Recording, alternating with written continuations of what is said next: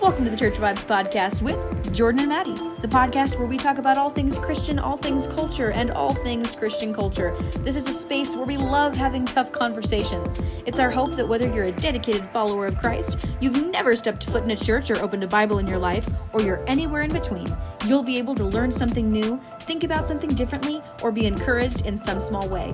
Now, on to the show. What's up, you guys? Jordan here. Grace and peace, everybody. It's Maddie, and welcome to episode 6 of the Church Vibes Podcast. And so check this out. I've been a little sneaky. First of all, we want to address, yes, we missed our... Before I talk about how I was sneaky, we missed last week. Elephant in the room. There was no episode last week. No episode. You didn't miss it. Thank you for digging everywhere, hopefully frantically looking like, did I miss the episode? No, you didn't. So we just, we have a pretty important episode and some good topics to cover. And, we were having tons of issues recording it. And we just thought, maybe God wanted us to pause. Yeah. And just kind of wait and redo it. What Maddie didn't know at the time was that I had been scheming for a number of weeks. Biblical scheming. Because I was actually getting ready to fly up with my wife to surprise her for her birthday. Yeah. So I'm actually sitting here in the same room for once, 800 something miles away from my studio, with the great Maddie in the flesh. And so I'm super excited to be here and doing it this way. Yeah, really exciting. I was completely clueless last week. We genuinely were having a lot of problems. It was kind of a Murphy's Law, whatever could go wrong. Yeah, I didn't make up those problems. Did go wrong. He wasn't messing with the technology sneakily. It just, that's the way that God made it. And we're here today in person, which I had no idea we were going to be able to record in person. So that's really exciting. Jordan's and his wife, Isabel, have been up here for a couple of days now, and we've had a lot of fun. Yeah, it's just been super hanging great. out, and a lot of, as I'm sure our listeners can imagine, a lot of really great, stimulating conversations. Oh yeah, and we're gonna get into something that we watched a movie, and if you follow our stories, you'll know what we're talking about. But which they should. Anybody that's out there, follow us on Instagram at Talk Church Vibes. Just a little plug. That's a good plug. Shameless plug. But I will say, unfortunately, as most of you know, and a lot of you probably are in California, our state's on fire right now. And so I thought, sweet, I'm going to fly up there and I'm going to get pretty blue skies. Well, God's sense of humor came into play, and all of the smoke came here. So it's actually more smoky in Spokane here than it is in Sacramento. And I actually got my first ever inhaler as an adult today because your boy is slowly dying. From the smoke. Like literally dying. So that's fun. But, Maddie, what did you have me watch this week or last week, whatever? As we may have talked about a little bit on the podcast at some point or another, I am a big fan of Christian movies and Christian media, even the poorly made ones. Jordan is a little bit more critical, a little bit more skeptical of that type of thing. And so I really wanted to show him my favorite Christian movie, one that I think is really well done and has a great story that isn't super cheesy and cliche. So I actually made Jordan watch The Resurrection of Gavin Stone. Great movie, and he reacted to it live on our Instagram stories. We'll probably have to, I think we can save it as the saved highlight, so people can highlight. But I was prepared to hate it, and it had, I can't remember what's the actor's name? The main guy? Brett Dalton. Brett Dalton. So I really like him, but the last time I saw him in a movie or in a show, he was in Agents of S.H.I.E.L.D., and he was like the Hydra Antichrist. So it was a little bit strange seeing him play Jesus. Yeah. That took some getting used to. But no, if you didn't see the reaction, please go watch it. It had my man, the Heartbreak Kid, Shawn Michaels, in there. I used to watch wrestling as a kid, so that was pretty sweet. And it was just really good, actually. Yeah, no complaints. Would recommend. Maddie's sitting here like, yeah. I am. I'm gloating a little bit because I do not think he was expecting to like it at all. And I knew that this particular movie he would enjoy. And it's a great movie. Any of you out there who haven't seen it, look it up. It's called The Resurrection of Gavin Stone.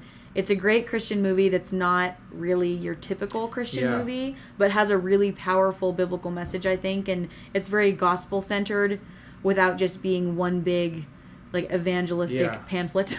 Well, and I love, I'm not going to give away the whole thing, but Gavin Stone was he needed to serve some like community service time, and so he ended up at a church like volunteering, and ended up staying there. That's all I'm going to say. But that actually really was my story. I mean, I was dating my now wife, and she's like, you need to go to church if we're going to date. And I was like, I mean, all right, if I could still be with all that, and all I have to do is go to church, I'm down. And then eventually, something changed in me, and I got like saved. And so it was I related to it really well. Yeah. And it was good to see the leader of Hydra finally give his life to the Lord. And for me, as always, it feels good to be right. Oh, my goodness. Well, actually, this takes us perfectly into one of our trending topics for this week, which is a trailer just dropped for a brand new satirical movie called Faith-Based. So in this film, two guys are trying to make money by making a faith-based movie that's called, get this, Prayer in Space. All right. Yeah, Prayer in Space. Okay. So Faith-Based follows their journey as they learn the ins and outs of the Christian cinematic world, where, according to the trailer, quote, movies don't have to be bad, they just don't have to be good. In response to early criticism of Faith-Based, the screenwriter had this to say, quote, I grew up in the church. My dad's a pastor, and our director is still incredibly active in his faith community. I'm excited for people to see this film. This isn't a movie making fun of people who have faith. It's a commentary on supporting something blindly. End quote. Man, well, obviously, like I said, I've never really been a fan of Christian movies. Like, they... Obviously, when we first tried to record this, I was going to say I've only really seen one that I liked, but now I can say two. Yes. But I saw, back in college, I saw the movie Courageous, and I thought that was really good. I'm, like, setting aside the story, like, I'm really pro-police, and I support them, and I have family, and so it was really cool to see, like, that kind of theme there was really cool. That's another emotional one. It was, yeah. And like when they give the plaque or they make the stand as the leader of their house. Oh, it was super good. Well, and you saying that you've never really been a huge fan of Christian movies kind of takes me into the question that I think the screenwriter and the director of Faith-Based is trying to get at, which is, just because you're a Christian, do you have to support everything that comes out, movies and music, etc., that has the quote-unquote Christian label on it? Do you need to go spend money and buy tickets for a movie just because it calls itself Christian? Well, I mean, like, you can put it this way, just because, food is a great way for me to relate to things, I guess. But, like, I mean, I like chicken sandwiches. I like Popeye's chicken sandwich, but there's other places I don't. Yeah. Just because I like this sandwich doesn't mean I have to go, I think, and enjoy every single one, right? Like, Christians are people too, and hey, like I'm saying, I don't like all of them. Some just aren't good and I don't like them, and some other people do a good job. Yeah. So I think that we don't have to, I think we should support them. Like, we should support the movies that they're Christian, but we don't have to like them. Yeah, I mean, you don't have to like any movie. You have to think about the fact that there are so many different genres and people have so many different interests. If there's a Christian musical that comes out, if you don't like musicals, you're not going to like that movie. And I don't think that we have to. I think we should be really supportive of Christian content creators, and we should be, sharing their stuff and all that. But that doesn't mean that you necessarily have to think that every single thing that they put out is amazing and great and fantastic and the best movie ever. I do, like I said, I really like Christian movies, especially ones where the Kendrick brothers are involved. They're the ones that made Courageous and War Room and Overcomer. I'll even watch Fireproof. All the people out there who are going to comment on how poorly made that movie is. It is. The fire. It is poorly made, but it's good. So, and I Can Only Imagine, that came out a while ago, is really good, and I Still Believe. Which I want to say was made by Affirm Films, but I'm not for sure. But I don't know. I think that we all have different tastes, and I don't think we should be so hard on people that don't necessarily love every Christian thing that comes out, because God made us as creative people, and sometimes our creativity isn't going to line up with every single other person's, and that's fine. And I mean, there's certain Christian music I like, and some I don't. Same thing. I think, right. You know? Yeah, we talked, and it's funny. We had a whole like episode. we just talked about, yeah. We had just talked about that. We had a whole episode about Christian music, and maybe eventually, if the interest is there, we'll do a whole episode about, Christian movies and TV shows or something like that. But I think, in general, I feel like Christian movies have been like always one step behind culture or like relevancy. And it's like, really, that's what you're going to go with, And so that's kind of what has been hard for me. Yeah. And so, and with that said, I'm actually really excited to see a Christian movie, or at least what is close to a Christian movie, that doesn't take itself completely seriously. Yeah. Like, I'm excited for that. Which I think was one of the reasons, actually, why you liked The Resurrection of Gavin Stone. Right, because I think it's really important as Christians that we can make fun of ourselves and that we can be self-aware and realize that there are things that we do that don't make sense to other people. And I think it's good for us to put ourselves in the shoes of an outsider, because if we don't do that, how are we ever going to create a space where outsiders feel welcome and accepted? And that's another thing. I feel like we could do a whole episode just based on that movie, because we could. I was dying because of like how accurately they portrayed some of us as Christians, and it's not a good thing necessarily. Yeah. Definitely. And I think, it's funny, we're right now just talking about Christians and how we should be looking out for that perspective of the outsider. There really is an epidemic right now of loneliness and of people who don't feel connected into their church communities, even people that wouldn't be considered outsiders, people that have been there for years. And there was a really great study by the Barna Group that came out recently, which we're gonna touch on here. They conducted a study on the religious habits and beliefs of young adults, and they looked specifically at 4 key identified groups: prodigals, nomads, habitual churchgoers, and resilient disciples. So prodigals are those who identify as ex-Christians. Nomads are those who identify as Christian but are not active in any particular faith community. And habitual churchgoers are those that attend church but don't really hold to the specific core beliefs of Christianity. They just kind of go to go.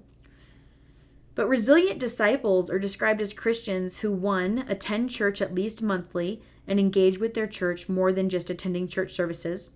2, they trust firmly in the authority of the Bible. 3, they're committed to Jesus personally and affirm he was crucified and raised from the dead to conquer sin and death. And 4, they express desire to transform the broader society as an outcome of their faith. Barna really wanted to identify what factors led to the creation of resilient disciples, because, of course, we want people in our churches to be resilient disciples. Right.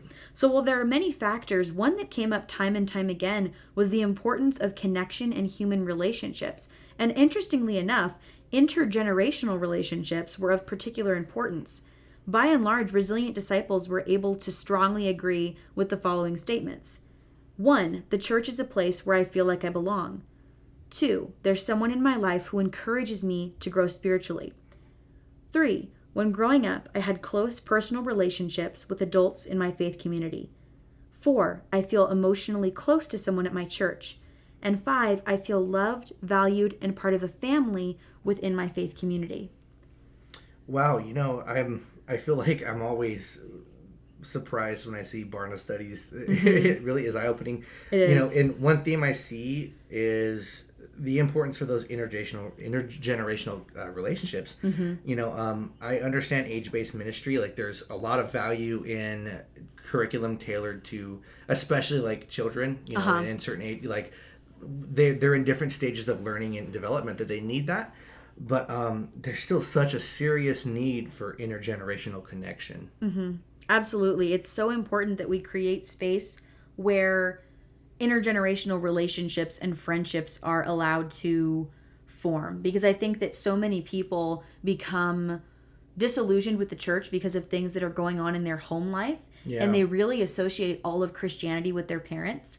And for anyone that's not aware, even the best of Christian parents are not perfect. And they're going to let you down. And so it's important that you have other Christian adults in your life to look up to and to go to for advice and godly counsel besides your parents. And I think that that's why you see those people being resilient disciples as opposed to ex-Christians. everyone's looking for connection and relationships. And I think it's really important that we make sure that there are those spaces where people can actually connect with one another one-on-one or in smaller groups, as opposed to, okay, we're all going to funnel in here and we're all going to funnel out and go back to our cars and leave, you know? Yeah, I mean, one thing, I visited Spokane first on Sunday, and one thing I loved is they had all of the family in there for worship. I know that's not your church, but you've gone there, obviously. And I thought that was great, because at least I see that as super important. Like when I was leading my junior high ministry, I made sure that, granted, no, we've done different ways. Sometimes it was once a month, sometimes it was every week. We went through different phases of stuff, but it was important. We made sure that those kids were downstairs for worship at least some of the time, because they get to look at other adults and see them model worship. You know, for example, like, how are they going to know to put their hands up and like close their eyes and really get connected if they've never seen that modeled? And, you know, going back to what you were saying about, you know, like, you can have great Christian parents, but, you know, sometimes the kids just need to hear it from someone else. Absolutely. You know, and one thing our church has done is we're starting like a homework group where in this time with Zoom school and all that. Yeah. Because, and it's not because our leaders are like better teachers than the parents, but literally sometimes the kids just won't listen, and they need someone different, or maybe someone different from their teacher to say the exact same thing, right? And so all that to say, it's so important to have other adults, I think, you know. Absolutely. Yeah, definitely. And I love what you brought up about kids staying in during the worship service, at least sometimes, because if you think about it, if from the time that they're born, we keep children and young adults completely separate from the rest of the church community, then we basically throw them to the wolves when they turn 18 and say, well, you're in college now, here's how adults do church, go do it. And they're completely lost. And I think that's a time when we see so many people leaving, because that's a time when they need to have that firm foundation, because they're starting working at more adult jobs. They may be starting college. They may be, you know, moving someplace where they don't know as many people. And so if they don't have that foundation of a church community, it can be really detrimental. And I think that's where we get some of those nomads and ex-Christians and prodigals and things like that. Well, you know, I think another issue, too, is that culture, not even in church, but just in general, culture has trained us to think that social media is the same as real connection. That's another big one. Like, just because you're friends on Facebook with I don't know, some of the older leaders at church, that doesn't really mean anything. That's not a real relationship. Just because you see pictures or articles that they post. Exactly. Doesn't mean you really have a connection with them. Yeah, I think that's really important. I think that we forget that human connection is really at the heart of Christianity, because Christianity is really about being in right relationship with God, and then also, this is the part we forget, being in right relationship with God's other children. Yeah, and that's why, you know, when I've heard some people say, like, you know, I'm a Christian, but I don't do the church thing. I'm like, you have to do the church thing. It's important. It might not be that traditional church thing in the sense of, here's this building with a steeple and we go in there from 10 o'clock to 12 o'clock and blah, blah, blah, blah, blah. But you have to do that church thing in some way, whether it's a home group or a home church or, you know, a Christian hiking group or something where you are being shepherded by somebody and where you have community with other believers, where you can pray for one another, exhort and edify one another, learn from each other, and worship the Lord together. Well, I mean, just the fact that the God we worship is in three parts. I mean, you know, it's not just the Father, not just the Son, or just the Spirit. It's all of them in one. And I really, so I take that Trinitarian relationship and I apply it to myself of like, it's me, it's God, and it's others. Yeah. And I like that. You kind of need all three of those. Yeah. You can't just go with two to have that full experience. Absolutely. Well, you know, as we've just been talking about, healthy relationships with people are of the utmost importance. But in order to have healthy relationships with other people, as you just pointed out, we first need to have a healthy relationship with the Lord. Right. And sometimes that's easier said than done. I'm sure that there are many people out there who have said things like, I want to draw closer to God, but I don't know how. Well, today we're going to unpack that a little bit in the hopes that those of you out there listening will gain a better understanding of how to draw closer to God.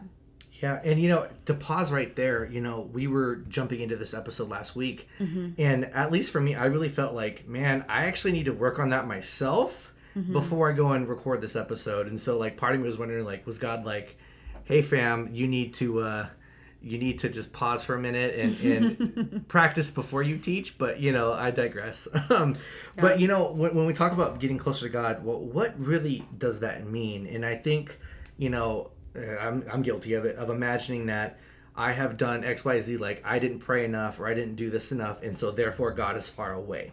Yeah. And in reality, God is always there. He's always right. He's in, literally, the Spirit's in our hearts. God doesn't move. But we do things that distance ourselves. Yeah. It's kind of like, we have a wife and you decide not to talk to them. They're ready to have a conversation, but you're like, yeah, she's still in the other room. She's not in another state. It's kind of wacky to say it that way, but like, that's the reality. And so, if you're listening to this, you're like, man, I really need this episode. Don't feel bad or come down hard on yourself for thinking that like God is mad and he's away. Yeah. Because that is 100% not the case. Right, because while there are degrees of intimacy with the Lord, there aren't degrees of love. God's love is perfect, which means that it's without degree, which means that his love is unconditional. So it's not a matter of, I need to do XYZ, I need to pray for XYZ amount of time every single day and read this many chapters and fast for this long and do this and this and that in order for God to love me, or God will love me more if I do those things. Because if we have the Spirit of the living God within us, if we have professed faith in Jesus Christ and accepted that, then we're clothed in the righteousness of Jesus Christ, and that's what God sees when he sees us. 100%. So it's important that we take that pressure off of ourselves, because you end up turning it into a works-based faith. If you think that I have to do these certain things in order to earn God's affection or in order to work my way closer to him, it's really about, if we get down to it, being close to God is about telling God, I want to be close to you. It's about opening yourself up and saying, Lord, work within me. It's not about us doing the work. It's saying, God, I want to be close to you. And we know that when we ask things of the Lord, he's faithful to do it. Matthew 7:7-11 says, ask and it will be given to you. Seek and you will find. Knock and it will be open to you. For everyone who asks receives, and he who seeks finds. And to him who knocks it will be opened. For what man is there among you who, if his son asks for bread, will give him a stone? Or if he asks for a fish, will give him a snake?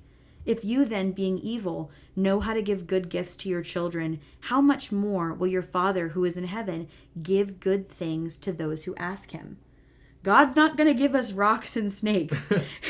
That's not the type of Father that he is. He's our good Father. He's our faithful Father, and he wants to be close to us. All we need to do is tell him. Yeah.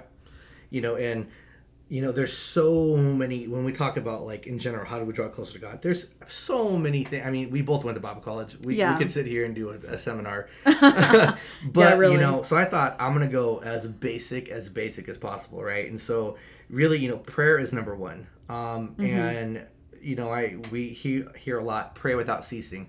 And I always thought that pray without ceasing, I'm like, okay, well, if I have a work day, how can I escape enough times to go kneel in the closet or in the corner and just lay it out, close my eyes, cross my hands, whatever. But really, that's not what it is. It's really just, for me, it's driving down the street and be like, oh, God, can you, I help that person? Or, oh, God, it's so beautiful out today. In the same way as if you were just walking around with a friend and just making small little side comments, right? Like, that's what it's about. That's what Pray Without Ceasing is. And it's so less complicated, right? It is. It's about being in constant contact. And when I think about our relationship with God, obviously it is different than the relationships we have with other human beings. But as human beings, and as we're not on the same level as God, sometimes we need to use human examples in order to help us understand. And so I think about if you had a long distance relationship with someone, yeah, you might call them in the morning and talk to them for 30 minutes on the phone. Mm-hmm. But typically, you're not just going to not talk to them for the rest of the day. You might be texting or exchanging messages or sharing articles. Yeah. So it's about just staying in constant contact. You know, Psalm 105:4 says, "Seek the Lord in his strength, seek his presence continuously." So really, it's about acknowledging the fact that God is with us at all times and seeking to be aware of his presence at all times. And when we do that, we'll be shooting up little prayers of thanksgiving throughout the day. We might be asking him about certain things, asking for wisdom or clarification, praying for people that we see are going through hard times.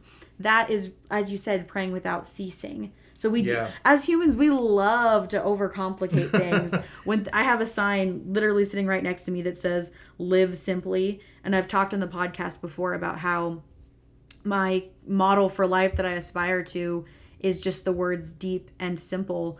And our relationship with God, we should seek for it to be deep and simple. There's no need to overcomplicate and make lists of 50,000 things that we have to do, because that's not what God's after. God's after our hearts. He's not after how many works and little gold stars and little check boxes can we get off, you know? Yeah. And, you know, when you talk about being simple, I mean, one of the most powerful prayers you can make is literally just God help. Yes, right? Absolutely. And, you know, when I think of that and going back towards maybe those times where you can pull away and have some focused prayer, you know, one thing that I've really leaned into, like I've shared before, I've been in the journey of mental health, and I am coming out of some stuff and still in it. But one of the biggest things I've been trying to practice is not censoring my prayers. Yeah. And like, it is exactly what you think it is. I swear to you, I have cussed. And I know that sounds crazy, but is this time for the cancel button again? Right, cancel. All right, are you ready? I'm not going to start cussing on the podcast. I'm not going to tell you what tell God. But like, and it sounds a little cheeky, but literally, if you're feeling in the moment and you're like, God, this hurts like hell, why not just say that? Because he already knows. That's the thing. Yeah. He already knows what you're feeling. Yeah. And so you don't have to polish it. And maybe you don't have words. You don't even have to give words. Yeah. You can just sit there and cry, you know? Yeah. Like direct those emotions toward God. Sometimes we just don't have the words, and that's okay, because our God is not that small. He can figure it out.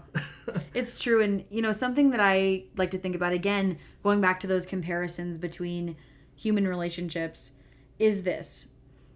If you were in a romantic relationship with someone or a friendship with someone, and you knew that they knew every single thing about you, every single thing that you didn't even want to admit to yourself, every single thing you've done that you regret, every single thing that you will do that you will regret, every mistake you will ever make, every bad thought, every ungodly desire, they knew every single one of those things, even better than you yourself knew those things. They knew everything about you. And you knew that they would never leave you, they would never forsake you, they would be eternally loyal to you, despite the fact that they know every single thing that you have thought or done or will do or will think or will be or have been. How would you interact with that person? How open would you be with that person? That's how we should be with the Lord, because that's the case with the Lord. He knows all. He sees all. He knows us better and understands us more than we understand ourselves. And we know that there is nothing that we can do that can separate us from the love of God. We know that 1 John tells us that God is faithful and just to forgive. Yeah. Why do we feel the need to censor our prayers? Because when we do that, God, like we said earlier, God's not moving. God's staying in the same place. But when we choose to censor our prayers, to censor what we share with the Lord, to censor what we tell him, we are ourselves putting up a blockade, putting up a hindrance to our relationship and to intimacy with the Lord. Yeah, and you know, I have a really close friend of mine who, while I may not be like working as a pastor right now, I've kind of always been his pastor. And he's been going through some really rough things lately. And he told me, he was like, yeah, like I kind of feel bad, but like when I was praying last night, I just started screaming and I was just cussing. I was just so upset. And I'm like, man, that's more powerful than any prayer I've prayed in a minute. You know what I mean? That's real. Or like any prayer that like you're going to get on a Sunday morning. I'm sorry. Like we get into, there's certain ways of praying and all that, and that's fine. But it's those raw moments that really bring us closer, and I just imagine like the person who knows me the best, like times that by 1,000, right? Like my wife knows me really well, and sometimes I'll ask her, be like, hey, wait, what did I say about that thing? Like she knows me that good, better than I know myself. So like if you kind of think of it that way, like how does your wife understand you? How does your husband understand you? Like it's not even close to how God understands. So don't even try to fake it. Yeah, absolutely. Well, we've talked about the importance of talking with God, spending that time in his presence, keeping that continual connection with him. But I think it's also really important, and for some of you, this may sound redundant. This may not be what you want to hear, but you also need to know about the Lord. You need to understand his character and his motives and who he is and what he has done and what his plans for this world and for you are. And the way to do that is through the word. If you are a Christian and you are not engaging with the Bible, check yourself before you wreck yourself. that the Bible is a precious gift that has been given to us. People have fought and died and suffered and been beaten and tortured to protect that beautiful gift. And so often we take it for granted. I can turn around and see 4 or 5 different Bibles on my shelf. I can go out into our family room and see about probably 15 Bibles out there. At least. I could go on to Google right now and find 1 million different translations and go on Bible Hub and Blue Letter Bible and all of these things and read any verse that I wanted to. And so could any of you. But so often we forget to do that. You wouldn't have a relationship with someone if you didn't know anything about them. Right. Jordan and I are close friends. We couldn't have a relationship if I didn't know anything about him. Well, where are you from? And what do you do for a living? And what kind of things do you like? And what do you like to watch on TV? And what do you like to eat? And what have you been through? That's not a relationship then. And so with God, we need to know about him. And in order to do that, we need to read the Bible. And I want to say that it's so important to find a Bible translation that's easy for you to read. Oh, yeah. Right now, we're not talking about doing in-depth word studies. We're talking about just getting the word in you, because that's what's transformational. Yeah. Because God's word is living and active. And if we engage with it and we just read it, that in and of itself is the most transformational thing that we can do. So there's no shame in reading the NIV. There's no shame in reading the NLT or the CSB or the CEV or the Net Bible. Don't let people make you feel stupid or silly or inferior because you're not going around saying, well, in my devotional reading, I prefer the NASB. I prefer the interlinear or the ESV or the NRSV for my casual reading. I read the actual Greek first and then translate it. I translate it myself. I only read the ancient Greek manuscripts. And on that note of translations, I like to touch different crowds with my cancel button. Yes.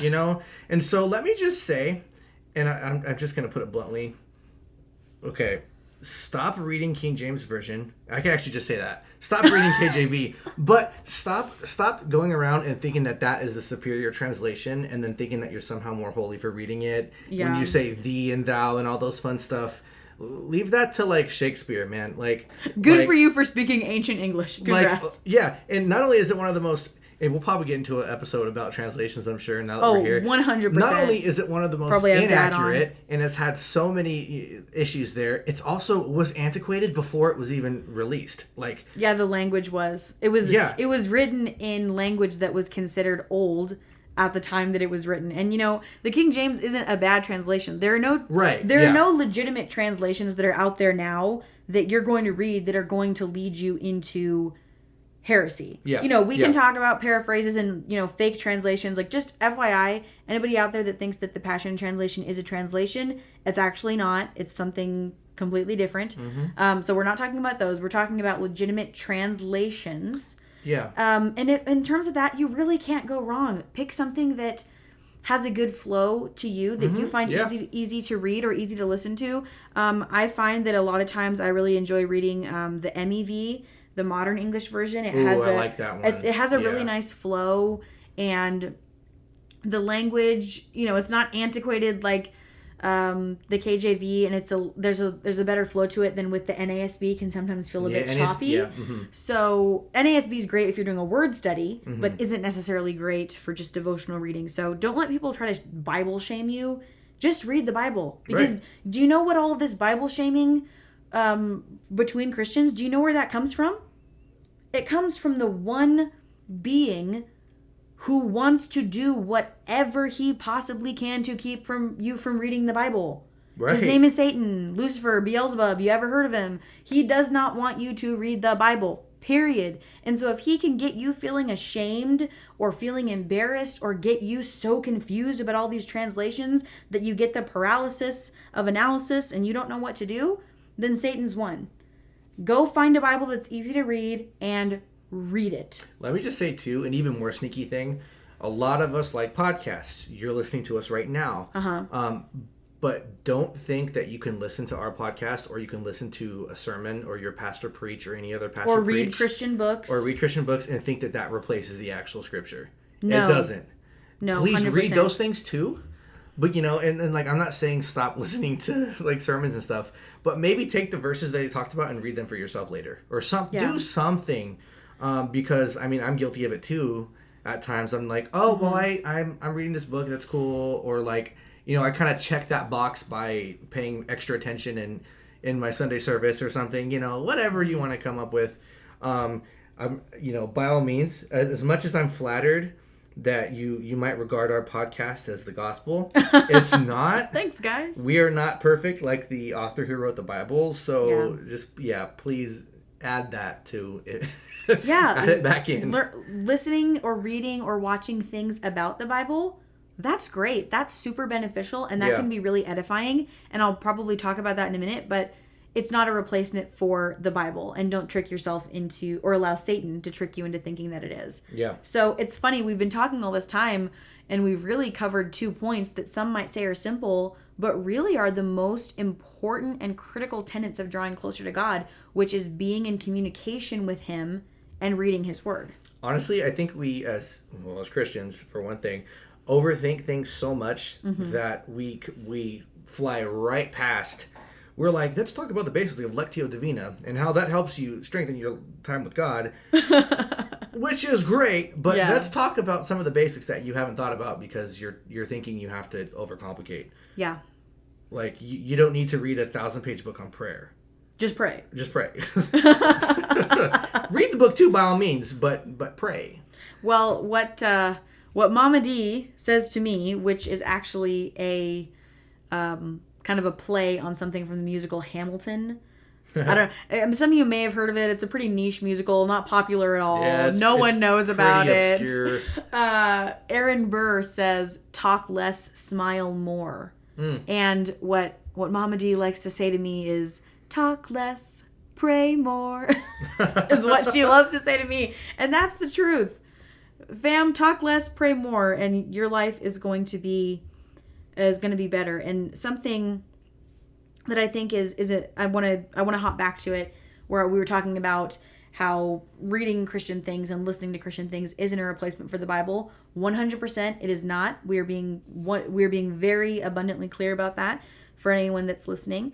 But I think that it is very important to work to create an atmosphere in your life where you are being continuously directed toward God. And by that I mean, if you are constantly listening to songs that are glorifying sex and drugs and hedonism and partying and all of these things, when you're listening to that, your mind isn't being directed toward God. If you're watching some trashy show, your mind isn't being directed toward God. If you're reading smutty books, your mind isn't being directed toward God. And this isn't to say that every single thing that you read or watch has to be explicitly Christian, but in some way, whether it's because it's educational or contemplative or encouraging or whatever, in some way, you should be able to look at that and be directed toward God. And so in that way, listening to sermons, reading Christian books, listening to different types of Christian music or things like that can be a great way to set the atmosphere. Definitely. Yeah, another one, I've been trying to work on this myself, but mindfulness, that's a term you hear outside of the church, but it's really like a here and now awareness. And so I've taken that and applied it spiritually in a here and now awareness of God. So, look for him in the world when you're out and about. I'm in Spokane right now, which Washington is beautiful. Yeah. And so I look out and, if I can see it through the smoke right now, but I look out and I see these beautiful trees and just massive just landscapes and everything's great. And that's God. I feel connected just there, realizing that it wasn't some random seed that just grew randomly, there was a designer. Cosmic that made ooze, that. Yeah. And so, that again, that here now awareness of the environment you're in is literally created by God. Yes. Yeah. Absolutely. The Bible tells us that creation is the first witness. Creation is really the first evangelist. And I'm actually writing my master's thesis on a similar topic, basically spiritual formation and how that correlates to the natural world. But if we look at Romans 1, verses 19 through 20, the Apostle Paul tells us, "For what may be known about God is clear to them, since God has shown it to them. The invisible things about him, his eternal power and deity, have been clearly seen since the creation of the world and are understood by the things that are made, so that they are without excuse." When we look out into the created world, we can learn so much about God and his character and his love and his desires. And when we look into the created world, like you said, we can be directed toward God. And that's a part of what I was saying, setting that atmosphere. Yeah. Where your attention and your mind and your thoughts are being directed toward God, being directed toward Christ. Because, and again, going back to the prayer and the praying without ceasing, when you're constantly being directed toward Christ, you're going to be speaking to him. Yeah. You're going to be feeling that connection. Because we always say, God, bring your presence down in this place. Lord, just be present with us right now. He's always present. Don't get me started about that. He's omnipresent. That's right. A word you can pull out at your cocktail parties, friends. Omnipresent. All present. He's everywhere. And because of that, it almost goes back to what I'm keying in on the mindfulness word, even though that's something we associate sometimes with kind of more new agey stuff. It's funny, Jordan's wife, my best friend, Isabel, she's very into taking things from the new age or and the witches and things and saying like, look, y'all stole this from us because everything on this earth belongs to God and you're trying to take things. Those crystals you're charging every crystal in the sun? Yeah, God made Jesus made those crystals. So all of that to say, when I key in on that mindfulness idea, to me that has to do with the presence of the Lord, right? Yeah. Because we're not saying, bring your presence here, Lord, be present here. He is here, but are we mindful of the fact that he is? Yeah. And when our thoughts and our hearts are being constantly directed toward Jesus Christ, when we're reading his word, when we're praying and connecting with him, we become aware of the fact, we become mindful of the fact that he is present, that he is with us. And as Christians, he's not just around us. We have the Spirit of the living God living in us, dwelling inside of us. Yeah. So how can we say, oh, just pour your presence down on us and I want to feel your presence? He's there. It's not he doesn't have to come. We just have to open ourselves up to it. Yeah, and so when we say, man, worship was powerful, the Spirit really fell in the place. No, what happened was you just were focused enough to realize that God was there.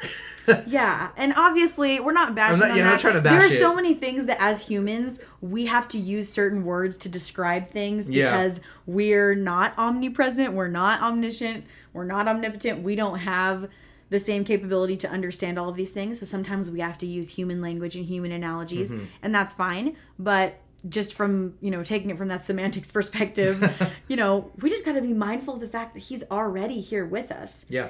And so we can draw closer to him by realizing that he is close he's to close us. to us. It says, draw near to God and he will draw near to you. James tells us that there's a reason why. I'm why sorry, the scripture says that. You had your notes out. You're ready for like 5 key points that probably rhymed about how you could draw closer to God. Right? I know. Everyone's waiting for this very complicated. But do we really have to make complicated out of something so simple? No. And I think that's kind of the theme in there, right? Like, and then for me, like on that note, I've been trying just to go out into nature more. And that's not for everybody, but like you're literally in nature. Maybe like don't take your phone or turn it off and like just walk. Again. Yeah. Try not even listening to anything. Right. Maybe not even music or a sermon or something. Yeah. Just being out there. I've been doing that with driving. I always, you guys know I'm into music a lot. Like I just get some stuff on and I just get in it. But then it's almost like I teleported. Like I was home and now I am across town. Boop, because the music zone. Transported right. you. And so I've been trying to make a practice of that as well. Of like maybe let me just drive and just engine noise. You know what I mean? Let me just drive and allow myself to hear the still small voice that we talk about. Because sometimes it really is. It's still and small, and you got to be there. You got to be able to listen to it if you're just always bombarding yourself with volume of any sort. That's huge with the fact that we all have smartphones and social media and things now. We never have silence, and it's in the silence that we hear the Lord. We want to touch a little bit probably on spiritual disciplines a little bit before we will actually go into and list a couple of resources that we think will be helpful for all of you guys. So spiritual disciplines, I'm sure that most of you out there have heard. That's going to be things like silence, simplicity, solitude, prayer, fasting, worship, and just naming some that are coming to the top of my head. Things that you do in an attempt to draw closer to God. And the key with that is your intention has to be correct. Yeah. The intention, when you're fasting, if you're just fasting to see how much you can deprive yourself and how strong your will is, then you're not fasting. You're just on a diet. Did you literally hear how strong or you have are? An eating disorder, so that's really bad. It's you have deeper problems if you're doing that to yourself just to see how much you can deprive yourself. And it has to be, I am doing something that either takes me out of my comfort zone or is a sacrifice of my time, or is a deprivation of something that I normally enjoy, with the express goal of drawing closer to Jesus Christ, hearing his voice, being present with him. Doing something that's actually sacrificial too, because I, especially with when I was teaching students, like, you can't tell me you're fasting YouTube, because like you don't need it. Right. Like, don't fast candy when you're a diabetic. Like, obviously you should just not have candy, Right. And so that's where it goes, like, what's the actual sacrifice? Solid food. Or maybe just music, or I don't know. You know what I mean? Like, it has to be something that's not super easy. It's going to be different for every person, right? Right, exactly. We all have different things that are important to us. Yeah. So just that to say, spiritual disciplines can be really helpful tools, but that's what they are. They're tools to draw closer to God. The spiritual discipline is not the goal. Yeah. And so we have to be careful about that, because we don't want to get caught up again in that works-based space. So, we've talked about praying, being in that communication with God, reading his word, setting the atmosphere, whether it's going into creation, being mindful of his presence, putting things in our mind that are glorifying. And so what we want to do now is provide you with just a few short, a couple practical resources that will help you in your journey. Yeah, well, so music is big for me. Music huge. Is like, psychologically it does a lot to you, but find, and I put it this way, find the songs that really get you going. Yeah. And maybe there's certain like worship bands that you love that you're just like, yes, right. For me, like, it's funny, but like I've said, I'm into heavier music, and so there's a band called For Today that it's like literally the most Christian and like it's like edifying music, and it's heavy, and it gets me going. So I roll with it, and like, just no judgment on what it is, but like as long as it's not like some really bad, music you can twerk to, I guess.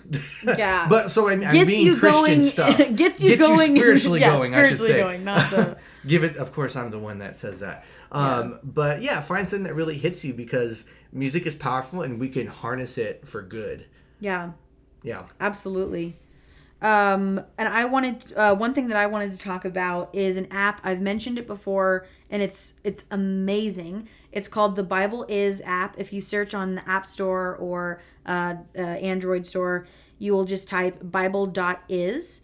And the app has all of these different Bible translations in English and in other languages. But the big thing is that it's audio, and the app is completely free, and there's no paid add-ons, there's no advertisements, That's nice. Nothing. It comes from Faith Comes by Hearing Ministries. And if you don't have a physical Bible, or if you are just trying to find a translation that you think will work for you, or if you have a hard time reading, maybe you're dyslexic, maybe you don't enjoy reading, maybe you have vision problems, maybe you're like me and you're just more of an auditory learner, or you're just like to listen to things, go get this app and you can listen to the Bible. And there is something incredibly powerful about just sitting or walking or doing something in your day, cooking or cleaning or what have you, and having the Word of God just playing in your ears.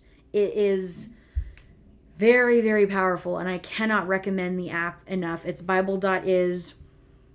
Seriously, when you're done listening to this podcast, just go download it, and I think it's very helpful, because it's just God's Word. It's just a way to access His Word, And bouncing right off of that is an app called Streetlights. I don't think I've heard of that. Yeah, I don't know if I told you about it. So, same deal. So it's basically, I don't know what ministry did it. It's free, but it's a project where they've taken like, kind of like basically usually hip hop and kind of like urban beats and stuff like that, and then had different Christian artists just read the word over it. Oh, that is so cool. So like, they're like Beautiful Eulogy. I don't know if you're familiar with them.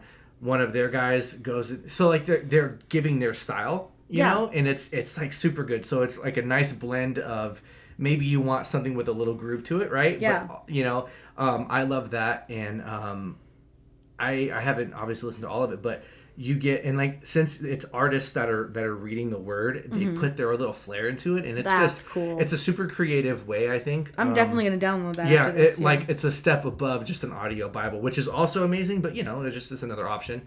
It's just search Streetlights in Android or Apple. But then to jump away from the digital and into the paper, we have to mention a book, right? Each of us, I'm sure. So I know you have a book, Maddie, and I'm going to say mine really fast. But first of all, I have a hard time sitting and reading like really big books, especially after going through college and having to read big books. Yeah. So The Knowledge of the Holy by A.W. Tozer is a great one. One of my favorites, and it is super tiny.